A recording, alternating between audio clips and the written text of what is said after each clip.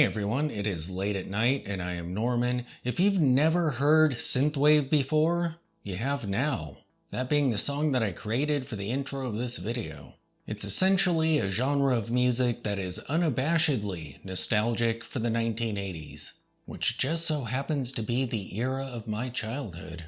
I'm sure that a lot of people of a lot of different generations think fondly back to the era of their childhood, and most likely regard it as the best time to be a kid.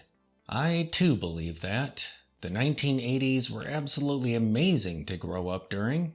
We had Transformers, glow-in-the-dark jelly bracelets, G.I. Joe, morning cartoons in general, He-Man, Robotech, Star Blazers, Star Wars, Indiana Jones, The Goonies, E.T., Ghostbusters, the list goes on and on. Synthwave is great because it takes me back to these fond memories. And this nostalgia certainly isn't just limited to music.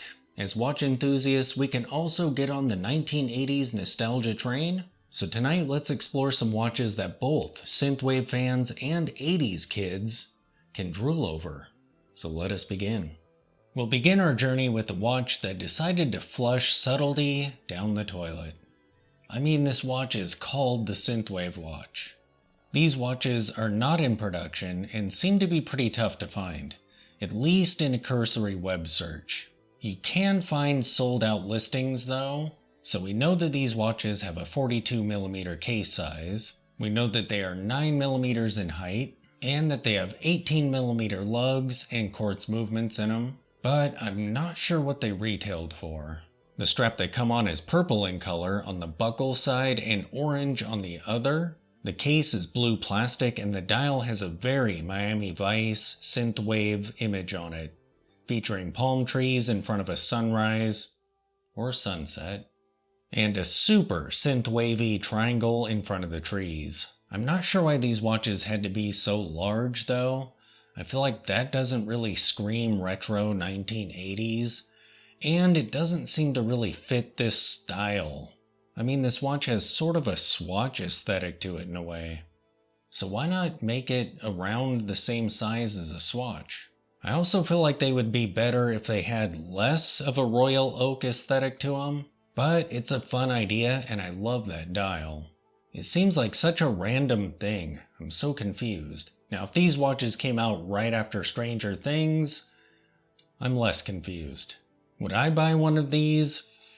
Probably not, unless I just wanted it as a shelf piece.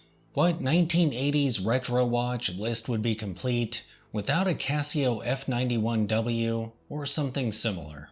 I mean, these watches aren't simply 1980s nostalgia, they are 1980s watches. And they sell for 1980s prices too. If you want to relive the 1980s, definitely get a watch like this, whose design hasn't changed since those days, but can still be purchased today. These watches are petite, just as they were when they came out. They absolutely have synthwave looks about them, and their puny little lights that don't even illuminate the display enough to actually read the time just adds icing to the retro cake. They were released in 1989, so actually more of an early 1990s watch, but yeah. Their cases are 34mm wide and 8.5mm thick, and you can get them for around $15 or so. In fact, there's a link to one in the description below. And if you're enjoying this retro watch lineup, and you want to see more content like this, as well as watch reviews and news and anything else I decide to do here, be sure to hit the subscribe button and the notifications so that you're kept up to date. The next watch is another shameless synthwave watch. These are solar-powered mecha quartz chronographs, and the Vice dial is limited to only 85 pieces worldwide, and they are currently, for delivery in mid-June 2023, pre-order only, and they retail for about $500. Unlike the Guess Synthwave, these are solid watches with a more cohesive design. They have sapphire crystals, 100 meters of water resistance, and they also have 42mm case sizes.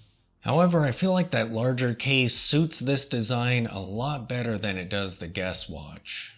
The dial features two of the most prominent elements in synthwave visuals: an endless glowing grid plane for the ground, and a large setting sun.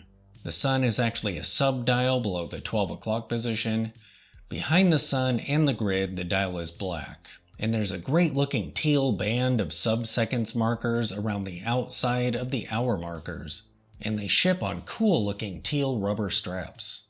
These are too large for me personally, but I would love to see one in person. The next watch is definitely more subtle in its potential synth waviness, and it's actually a product of the 1990s.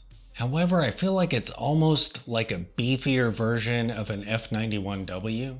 It's kind of like an F91 put on some Robotech armor.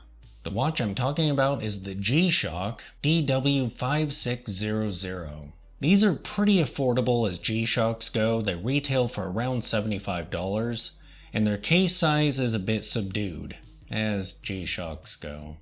They have a case width of nearly 43 millimeters. I feel like the 1980s retro DNA is still shining through in these watches.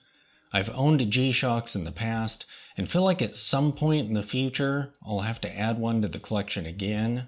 I really like the squares, so it'd probably be one of those. But you know me, I would have to try and track down one that's kinda small. And yet not a baby G. The Timex T80 line is fully retro style.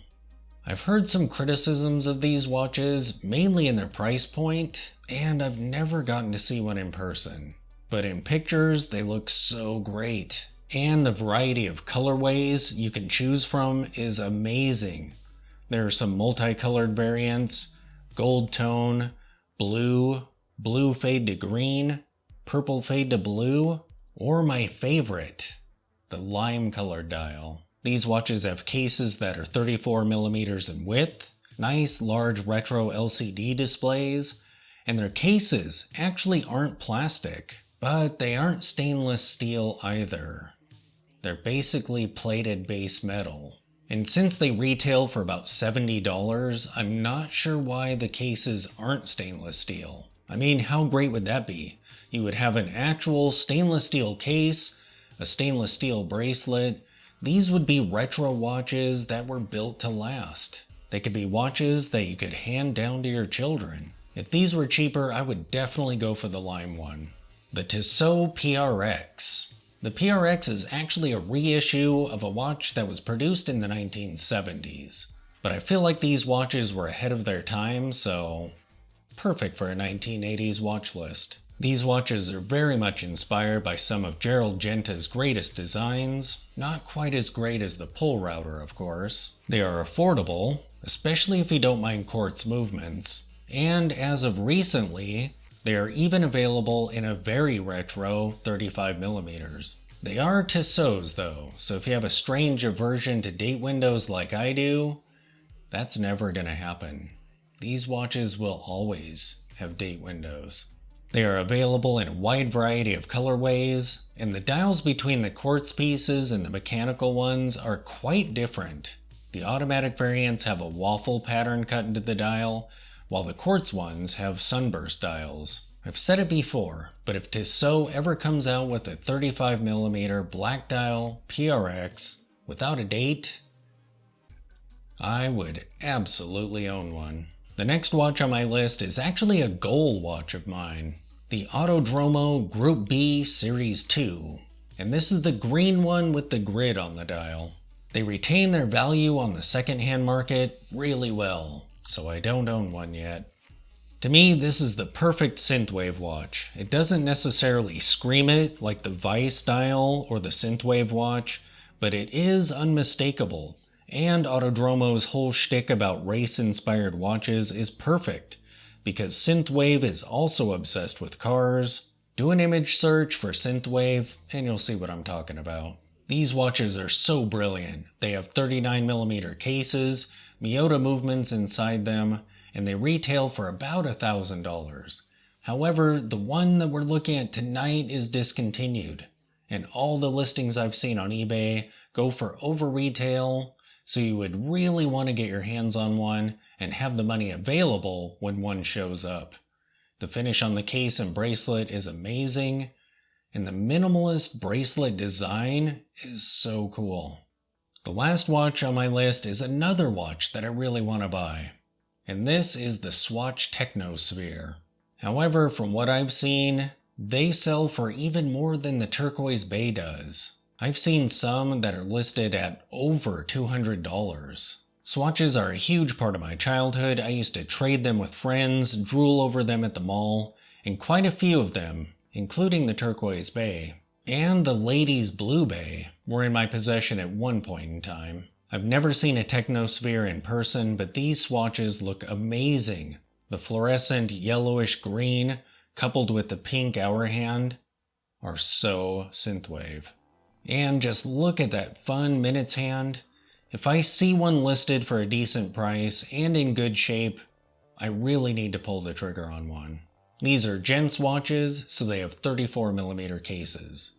So there you have it, some brilliant nostalgia watches that take me right back to the 1980s. I think I need to go watch some Robotech. Thanks for watching.